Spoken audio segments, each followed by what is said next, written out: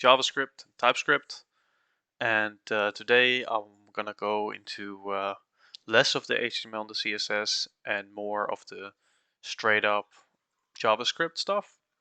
I think for now I'll still stay with JavaScript, but when we are eventually gonna reach setting up React, which might be today, could also be tomorrow, I'm not sure yet.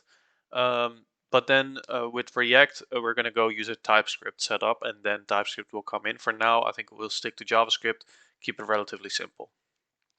Oh, well, actually, it can still get quite difficult because JavaScript is the hard part, and TypeScript is just adding types to that thing. So before we did something like logs, right? So we did a console log. So let me do that again. We're going to start real simple. So if you're a better developer and this is nothing to you, just wait a couple seconds and we're going to get there. So first of all, you can see here number 2, I set console log to easy, and this is already an example of calling functions because console log, right? Log is a function that is attached. It's called a method if it's attached to an object. So console log, the log is attached to console, and that's calling a function. Easy as that. But there are other ways to do it. You can do this one, which theoretically is identical. Oh, my bad. This one is identical because if you use call, you can provide the context, which is usually this, and the global this is the global context. So any function that executes globally will have that. But in this case, how can I explain this? You know what? Instead of me making bad analogies for it, I will just go to MDN, because MDN, Mozilla Developer Network, is like the best place for details um, around JavaScript. It is the most up-to-date and beautifully put descriptions of functions and stuff. So here the call method calls a function with a given this value and arguments provided individually. So the arguments come afterwards. There we go. So this and this is identical, and but it gets a bit special when you have a function that is attached to an object. So in this case, you can see an example where name and price are attached to the product. So after you create a new food, then the dot name is attached to that object that comes out of this new thing. Now, I don't want to use new. I'm never going to use this.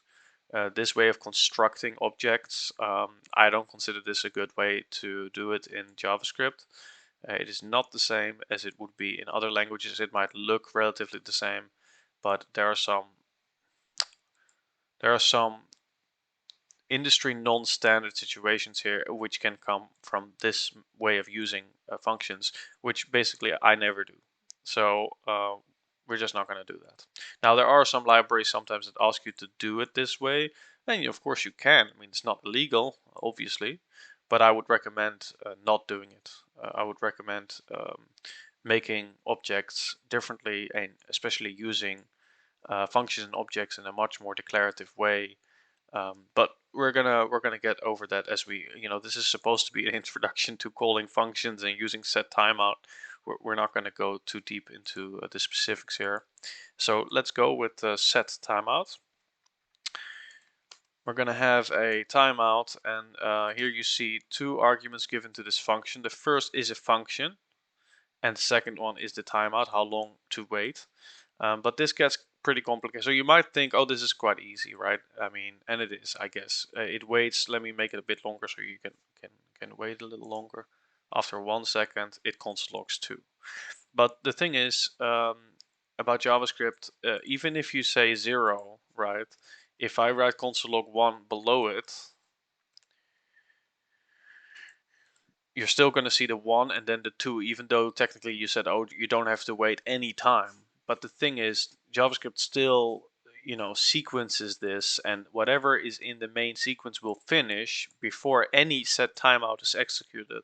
So even if you see 0, and sometimes you can actually see this in JavaScript that people do a set timeout of 0, which basically means finish executing um, the current singular flow until everything has been executed, right? So if I imagine that I do a bunch of functions and calculations, and this can actually be calculations that are so intense that they might take a couple milliseconds, right? Especially if you have unoptimized algorithm or something, it might take some time. And even though you say set timeout 0 milliseconds, it might become 30 because in reality, because this is more like a suggestion, like, hey, could you please wait 0 milliseconds? But the script will see this as the minimum value it should wait. It is not the exact value that it will wait. And this is related to what they call the scheduler, right? Because so you have these different functions that execute. All of these are executing, and then this one, and the scheduler decides when which one goes. All right. So, and with set timeout, it gets a little complicated. So, but now we're gonna do some fancy stuff now with this. Okay. So we know now we have a set timeout and a console log, and that's great. But now we're gonna add async to the story. So in the previous example with the server, maybe I have it still open here. You saw me use something like await. Oh no, I deleted that part because it was in an old test.html. You don't see it on this side right now. Okay, but you saw me use await. So let's do that again, right? Let's make a function called wait. We're gonna make it asynchronous. And even though this is asynchronous, I don't have to actually do anything special with this. I just know that when it's async, it will return a promise. And here you can see that it promises a void, right? Because it doesn't, void means like nothing because there is no return value, but it promises it anyway. Which is interesting because that gives you certain wait now automatically gets, you can now wait for the wait function. So, and how to do that is simple. You have to, so let's do another async function called start. And also, yeah, I'm showing you different ways of writing a function. You can also, so you can do it this way or you can do it with the constant way. Actually, let's not do different ones. Let's be consistent here and write it like that. With function. So wait and start, and now we can say await the wait. Right, so this is the key part to that I want to show you. So here we see that it works, it executes immediately. So now we're gonna wait, right? So set timeout,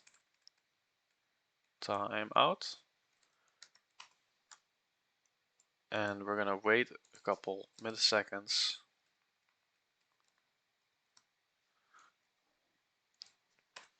Before executing.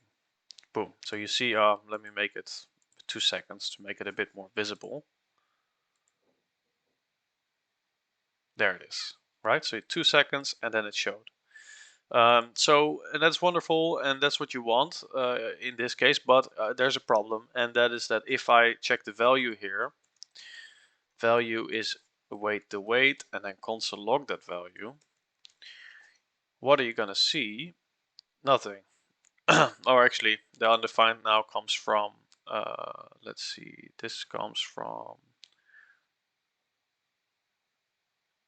the okay, let me explain it better. The return value is undefined of this console log, so this is undefined. Okay, the 22 then comes to the console log later as a side effect, and there's a thing about functional programming, it doesn't like side effects. So what is a side effect? Can I explain it better? A side effect is something that the function does that influence something outside of that function, and it's not using the return value of that function, or at least that's not its main goal, at least. So let me. I need to explain this better. This is garbage, but I'll try my best. But look, if I return here the number 5 or 6 here, number 6, now 6 is returned as the value, and then 22 is logged, right? So, and in this case, if I write here return 22 and I want to log that, then I've got a problem, right? It doesn't do anything. Like it doesn't, because this set timeout is another function, so it returns as a value of the set timeout function that executes, but that value is never used. There's nothing done with it. Now, how to fix this is with a manual promise. We can create a promise, because I told you with async you can work with promises. So you can say await, and we could now, instead of returning a value, we are now allowed to return a promise as well. And that's the key part. So if I make an HTTP request inside here for some data in an API somewhere else, that's possible because I can wait until that's done and then return it. And by default, the fetch API, if you execute it, right, we showed the fetch API before, right? So using fetch MDN, super classic, important page. You see me go here all the time. Or, well, I don't need to go there all the time, but it's an important thing. And you can see that fetch is a promise. It returns a promise, but that's why you can write then afterwards. Right? And response JSON returns another promise, which is why you can write then again. You can chain it, right? And then you have your data. But this is a promise, and I want to talk about promises now. Actually, is promises already in here? Did I write it? Promise? Oh fuck, using promises is all the way down there. Well, I'm gonna change that order because I want to talk about promises now. I know I might be throwing you a little bit into the deep end, but it's important because JavaScript, especially front end, has to deal with events like user clicks and then waiting for an API to do something, and all of these things are asynchronous, right? They don't happen in one series of input output and you're done. It's not a simple algorithm like that. It's more like a constant watchful state of things listening, responding, and taking an asynchronous, undetermined amount of time before it can come back and do more. So in that world of asynchronous events, you need async and await to make your code beautiful, which is the whole goal, right? We're trying to make beautiful code here. We're like poets. That's how you should, like authors of good text. And we're trying to make it beautiful, aesthetically pleasing. And you do that by having, you know, nice ways of writing um, what you want your code to do and for other people to read it. Because in the first level of programming, when you're still a real beginner, you're just writing code so that you hope your browser doesn't crash or your server doesn't crash. But later, as you get better, the goal becomes a little bit higher, and your goal is not just for the computer to do perfectly what you ask it to do. It's also that you want the people that write the software and need to change it can easily read it, and which is usually yourself. So again, usually you're doing this for yourself, but in bigger groups, of course, it can happen that other teams might even have to look at it. Your own team obviously will look at it and review it, and you want those people to have comfort while they read your code. That becomes the most critical and important part of being a software engineer. You write code for other people, and everybody already assumes that it should work for a computer. And if it doesn't, obviously that happens sometimes, but that is a massive issue, and you're kind of a bad programmer if that happens. You should kind of prevent that from happening at all costs. And then afterwards, if you do that, then you're going to be really judged. The true judgment of skill comes based on how clean your code is, how beautiful you can write it. And that's what I want to explain to you today, is how to make it beautiful with promises. Okay, we're going to continue. It's a long aside, but I think it is still important and something that many people don't understand. Now we're going to use a promise. So we're going to create a promise and return it. So why not just immediately, say new promise. And now there's some interesting things happening here. There's an executor I can give it. Um, so let me write a simple one, right? One that cannot fail. Resolve. That is the first function. Generally it's always called resolve. And now I can do that here and then move that entire thing up here. Right? that is what I'm returning. Let's see, why is my automatic,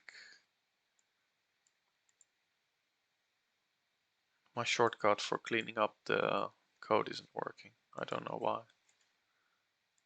Is this invalid code? No, it's not invalid code. Oh, sometimes it stops working. It's weird. All right. It's usually because I'm not in a proper project. I'm in a little test folder with some nonsense inside of it. Okay, so we have an async wait function that returns a promise, and inside that promise I will set a timeout, and then eventually when I'm done I will resolve this, right? I will resolve the answer of this promise. So the resolve function is there to say, you know, when you have the value, execute this and it'll go back to what you're waiting for, because, you know, like you can wait for promises. Okay, so this is a manual way of using promises. Now, what I keep showing you with await is a very simple example where you wait for a single function to execute, but that might not be the case, right? So let's make an example where I do three things. 1, 2, 3. And for instance, maybe I am fetching data from API, and maybe I am uh, waiting for user refresh, or how about a user fake delay for user loader. Maybe that is something else that I want, like a minimum of 1 second. Maybe I don't want the loader to kind of appear and disappear immediately, because that can give kind of this flickering feeling, which some people like, but other people don't, right? Sometimes people want a minimum amount of time something should take, even if the API is very fast. So even if the API is only 500 milliseconds to fetch data, which still is pretty long, actually half a second, but okay. And the delay is minimum of 1 second. And then number 3, oh, what could this be? This could maybe be, you know, I don't know. It could be all kinds of things. Fetching something from local database or local storage. But there's no delay on that usually. I mean, there's no delay on that. But okay, I'm just going to give some examples here. Okay, so we have 3 resolves, 1, 2, 3. What if we want to wait for all of these 3 to be done before we continue, which is a very common thing, right? Sometimes you have multiple things to do, or multiple API calls to make, and you want them done at the same time. Well, you don't want to write this value 1, 2, 3, and then 1, 2, 3. You really don't want to do this, because value 1, value 2, value 3. Because now when you wait again, you have to wait for all of them, and then suddenly they all arrive, right? And I guess you can log them now like this.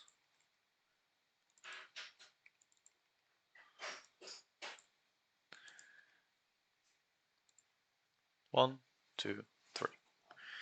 Right? But you might, this is not appropriate, because you could do this much quicker. All of these things could be happening at the same time, because the computer in between each of these, while it's waiting for the set timeout, it's doing nothing. The CPU is not spinning for you, right? So you want to optimize this. How do you do that? You do that with promise all.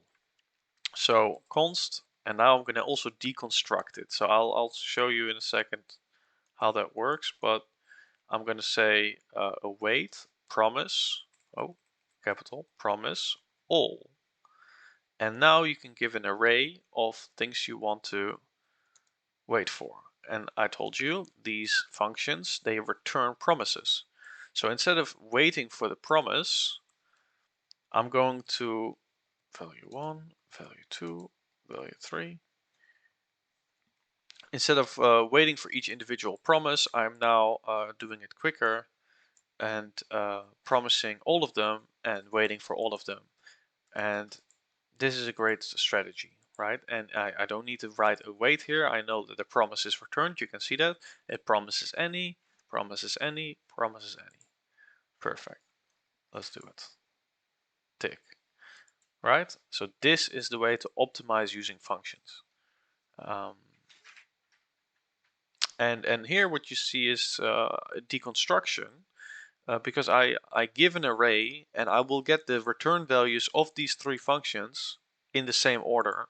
So I know that's how promise all works. You could also do something like this. So the combined value is this, and then write like combined value 1, combined value 2. But again, now you need this additional word combined, where you could also just deconstruct these and immediately give them value 1, value 2, value 3 as names. In fact, it wouldn't be value 1, value 2, sorry. It would be an array, so it would be an index like this. You would have to do it like this.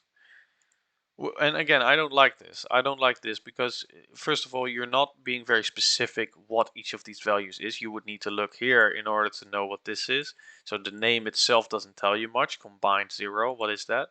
So to give it a proper name is nice. But I don't like this word combined because, again, that's kind of meaningless. So for better communication, it's good to deconstruct it immediately and say like, what was it again? This one was from the API, from API, and the other one was user loader, and the other one was database, local database. There you go. And now you have a context of what these things are when you're logging them. Okay. So perfect. So that is an example of async and await and promises and a deconstruction. And all of these things are great tools that I recommend. Now, let's talk about, because the one thing, of course, that separates a great programmer from a shitty one is the way that you use not just return. So you saw me use, return for or whatever. It's also the way you use certain operators. So I see a lot of programmers, for instance, okay, let's say I'm going to make a function called isEven.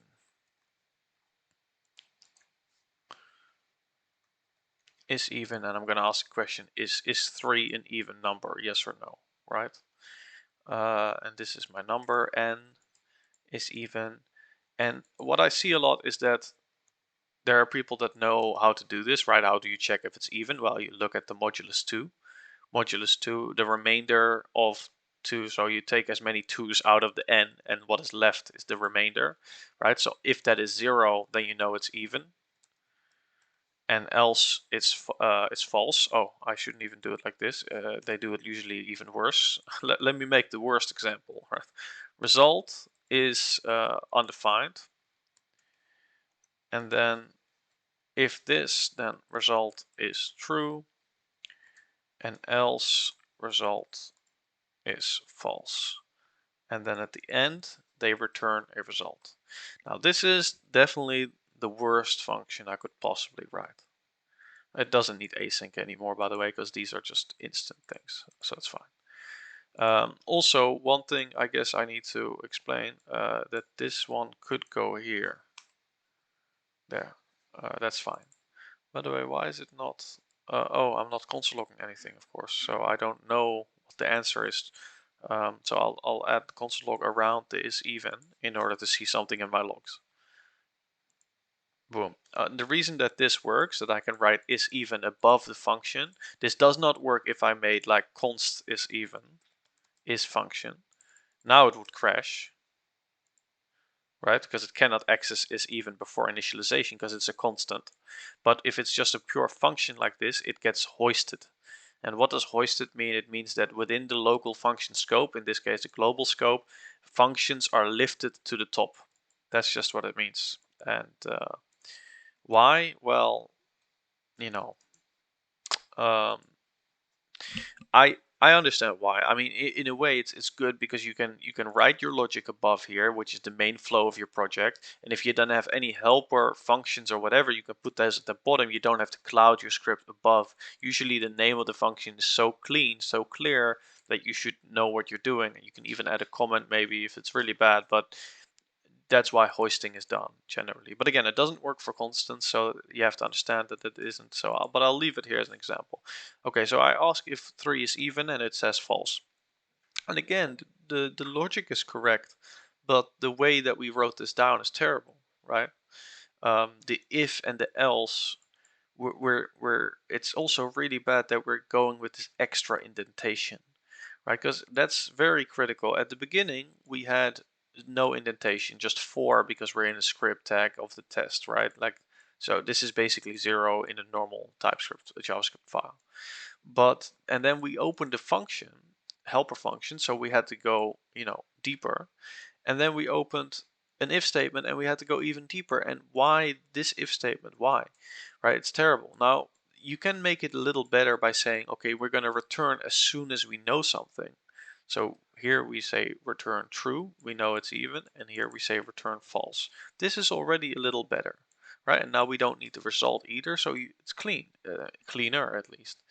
But we're not there yet, but at least it's a little better. But now to show you the real example, why don't we just do this, right? Like, this is the question you're trying to answer. You can just return that condition immediately. And as soon as you see something like this, right, so this works, it's perfect.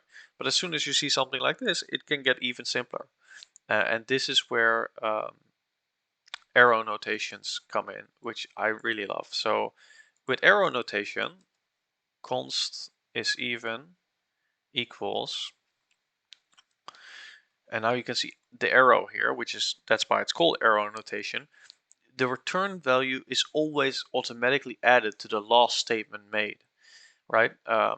So I can just remove this, but then I do have to remove these as well. So it's a very, it becomes a very tiny thing. There it is. It is even there, but it works. And now you can see that we changed.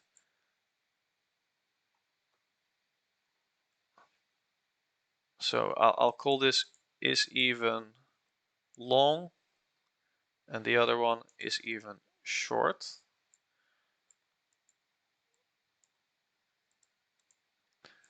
And you can see which one would you prefer to read.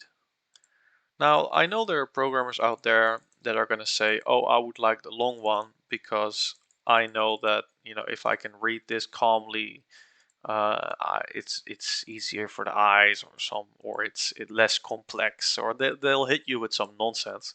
But the truth is, in my view, every line that you add is way more painful than the complexity that you add. So unless you're copy pasting this value from somewhere on the internet and they're using, like, notations you have never seen before, operators you've never seen before, you don't understand, okay, then I agree, complexity is bad, right? The complexity can get really high, especially with regular expressions. Like regular expressions, if you copy paste a regular expression from out of nowhere somewhere, I mean, those things take a while to read. And if you don't know what a regular expression is, we will get there. Regular expressions, read about them. They're like every language in the world, including TypeScript, JavaScript, have this kind of thing where you can make patterns in text. But okay, we're going to talk about it another time. Back to the problem. How do you create code that is readable, simple, beautiful? You reduce the amount of lines of code and you reduce the amount of variable names, right? So for instance, this name result here, why do I need that? I never need that. Even in the other example I gave you, where you immediately return as soon as you know that it's even, right? And then you return false if it's not. This is still pretty clean. I would actually also enjoy this one.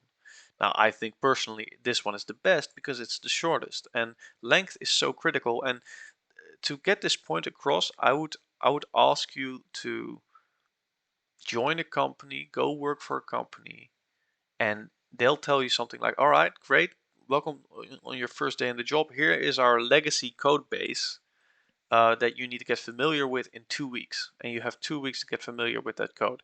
Now, every line of code that they wrote will make it harder for you to do that job in 2 weeks, right? And it's much better to have way less code, less relevant code, that is easier to quickly scan and read, because you don't need to completely understand it. You just need to understand what the code is doing in general and if there's any side effects or weird stuff happening, right? And shorter code is better for that. Okay, but this is my opinion, and my opinion is a little bit shaped by physicists, because I always notice with physicists that they don't care if their notations are super dense, like, their equations are very dense. Like, you have to know that c is the speed of light in an equation, but the word c itself, like a little letter c, doesn't convey that information. You just need to know this before you come into the field, or you need to learn this. And physicists don't complain about that, right? They just say that's how it is and shut up. But with programming, we have this different mindset where it is supposed to be called the speed of light measured in meters. Like, you're supposed to give things long descriptive names and add comments everywhere, and because we're helping the dumb programmers. And I don't think it's helping anyone, because it's creating long code with long names, excessive names, and then nobody wants to read that, especially the noobs, especially the amateurs. They don't want to go read this long piece of code. Their attention span is too short, right? So you can catch there, and it's a little bit like writing a good book. A good book is not endlessly descriptive about everything it does. Some people enjoy that kind, but I can tell you it's very few. And programmers are people that don't even read the manual, right? They don't like reading. It's their job, but somehow they still don't like it. Maybe they like reading their own code if they worked on it for a long time. It's a bit like we're all just fathers and mothers creating our very shitty babies in the form of code, and we only like the our own. So it's a little bit, make it as short as possible, as tiny as possible, and as fast to read as possible, so people can understand it and move on with their life, right? So, all right, very good. That was my soapbox moment. I had the opportunity to say it, so I did. But all right, let's move on to arrays and objects, which of course are way more interesting than these dumb little false true or numbers I've been working with, right? The reality of programming is that you're going to deal with arrays. Now let's make a nice array. Let's say I'll make an array, and the way that I'm going to make it now is using something that, well, I'll explain. It's a little hard to explain. Just a second. Index. There. I'm gonna make an array. Const my list. There you go. And I'll immediately console log that list. So this is an array with numbers from 0 to 99 that here I opened it up. You can see that the index is always the same as the value, because I shoved the index as the value. I mapped over it. Now this is not always the way that you would generate. I mean, this is a good way to generate data, but if you want a simple array that's very short, then you can just do this, right? But since I don't want to do this 100 times, it would pollute the code base a lot. I just generate it, fill everything with null, so that we have a full array, and then I can map over it. Without this fill of null, it wouldn't work. By the way, I wouldn't be able to map over it. By the way, we can also remove this just to show you. So now it's filled with nulls, right? That's what I did. And then I mapped over this array, and that means that I'm making a new array that is going to use the previous one to generate a new one, right? And it's mapping over it, and here's the value. So this is my null, this is null, this is null, right? And I don't use this value, so then there is this common thing we do in programming where we do give it an underscore as a name for the variable, indicating that we don't care about this one, right? Because this is always going to be null, you know that. So we don't care. We just take the index here, which is the second argument to the map function. And by the way, this is something I always say. I think it's time for, well, let me first continue a little bit longer. So this is an array. In fact, it's specifically, I say list, but specifically it's an array. And I can also create an object, and I'll do that manually by just opening it like this and saying Maybe my name is Luke and my age is 28. Or even better, I guess it would be a function that would return a new date.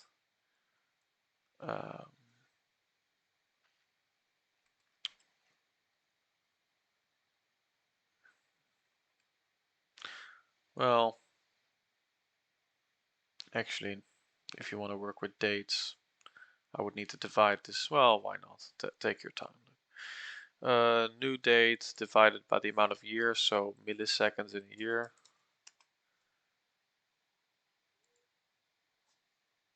Oh, yeah, that's a lot.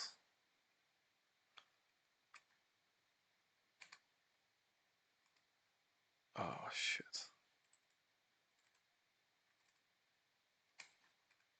Okay, so I have to do this times 1,000. 1, 2, 3. This is the amount of years, I guess, and then math floor this. I don't know why I'm making this so overly complicated. Maybe I shouldn't, but me. Well, I'll just call it object, and then console log object and object.h. I wonder if this is the correct number. If I messed it up. Oh, I definitely messed this up. Now I check the amount of. I need to. Well, I need to remove my actual birth date from this, which is. Now I have to double check with date how to use it. Because the constructor, there's so many ways to use it. I believe it starts with, you can do it with it where it starts with year if you create one. So I'm looking for the constructor. Yes. And I want the one. Oh yeah, nice. I can give the JSON version of it, of course. Actually, it should have a Z at the end then. Well, I'll do that manually, I guess. Nice. This way I can keep it kind of readable. I actually don't know the time I was born. Let's say 8 o'clock. Oh, that would be something like this. Let's see if this works. I'm actually not sure. Yeah, it works. I'm 28. Nice one. Good. So we have a name, we have an age, which is a function. And you can see that I logged it as an object, and there's an array in an object. Right? Simple. That was the name that I gave this exercise. Arrays and objects. But now we want to do fancy stuff, because I sometimes speak to another programmer and I ask them like, hey, isn't everything in programming sometimes just like a reduce function? Like, isn't everything kind of in the end a reduce function? And what do I mean with that? Well, mostly you'll be working with lists, and even if you are working with an object like this, right? Fuck, I'm not being very efficient while I write this. But we can turn this into a list too, because in a way an object is just another list, and we can just say get me the keys of this object, right? Name and age, and then I can loop over it again, right? I can loop over it and execute things on this object. So and you can also get the values out.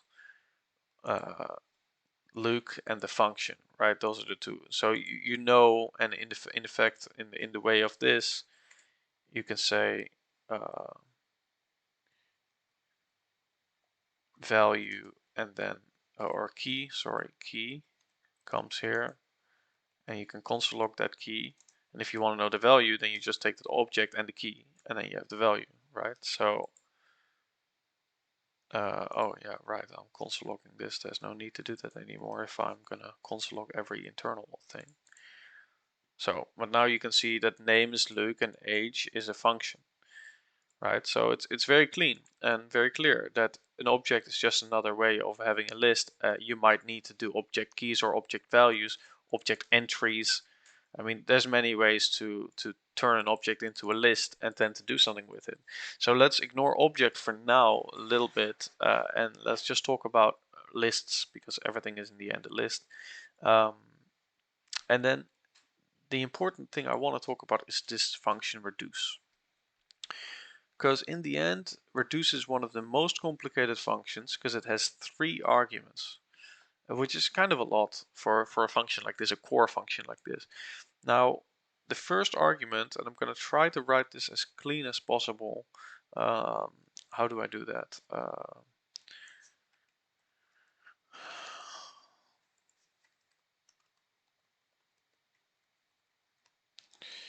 3 arguments. What is the first argument? First argument is the I would call it the iterator, but maybe that word is not.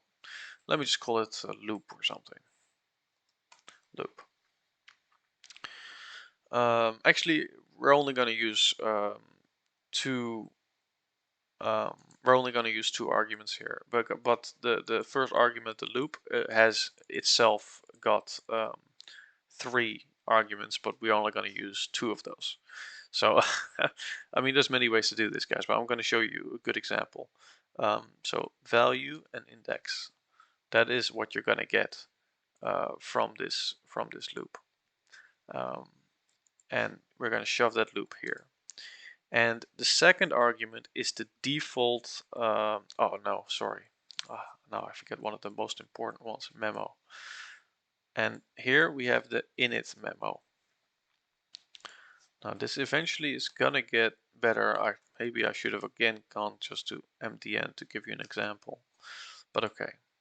So for instance, we're gonna start off with saying that init memo is 0, and every time this executes, we're gonna say add 1, right? And that's it. 100, because you know that the length of this array was 100. So if we're gonna reduce this list, and every time we go over it, we add 1. And by the way, I'm just going to do that now. Usually I don't write it like that. I just write it immediately inside. In JavaScript, it's very common to do it that way. So, and then init memo, again, I don't like making names so I just do it like this, right? Like this is to me way better. Memo value index. Now we're not using value and index in this case, so I can just as well remove them. And now you can see, and eventually also because we're in an arrow function, we can remove those outer 2, and you end up with something as simple as this, right? So it's the exact same thing, but I don't know, I find it much more readable this way. But now we're gonna have to build it back up because you saw me remove all kinds of things. And before we build it back up, we're gonna go to mdn and type reduce. Here it is. Reduce. So what is the example they give? They say 1, 2, 3. Here's the reducer. Oh, right. Of course. I call it loop, but of course you should call it the reducer, because that's the function that's doing the reducing, right? Accumulator, they call it. I usually call it memo, but accumulator is great as well. And then the current value, which is the one in the list you're going over. I usually just call that value. So memo and now value. Let's say we're adding all these values up, right? This would start with 0 and add up all the values from 0 to 99. That's what this does. 4,950, right? You can also and you can also again check the index, right? Which I guess would be the exact same thing, yeah, because the index is the value in this example, because that's what we did in this map. But again, this map is interesting because instead of map, we could just immediately reduce, right? So take that away, write it here, done. And instead of value, we're going to use index now. And again, if I don't use the value, I said we can just use an underscore. There you go. Same thing. So you can see me play around with functions, and this reduce function is the most important one because it takes a list and turns it into any other value. So right now I turned it into a number. I reduced the list to a number. Right? That's why it's called a reducer. It does this one by one, going over the reducer one by one. Now, for instance, what I could also do is I could create a complicated object here. I could say, this is my list of odd numbers, this is my list of even numbers. And now when I loop over this, I want to know if the index is odd or even. Right, so, and I showed you before how we were going to do that. In this example, I'm going to say, I'm going to go into memo. I'm going to then check if the index is odd or even. Is that 2? If it is, then we're going to put it in the even list, and else we're going to put it in the odd list, and I'm going to push the number itself there. And then at the end, always remember to return the memo. This is the most critical part. A reducer should always end with returning the new version. So you change it and you return the new one. And it keeps updating because it loops like this throughout the whole list and you end up with something, right? So, boom.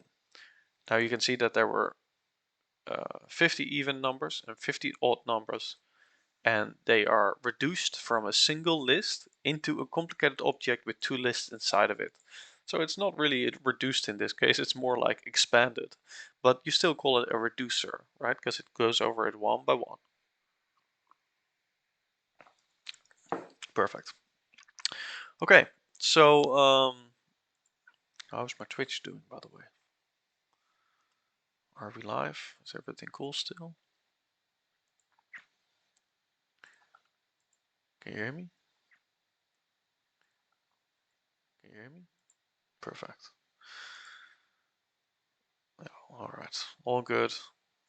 We still don't have anyone in the chat. Sad, but it's okay.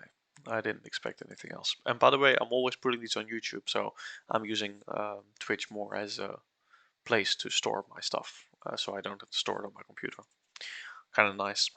But maybe one day it'll be a bit better once I maybe market it a bit. For now, this channel is kind of, I don't do any marketing, I don't let anyone know. So the very few people who see this for the first time, thank you. You're my first viewers. I love it. Great. I hope you find some value in this.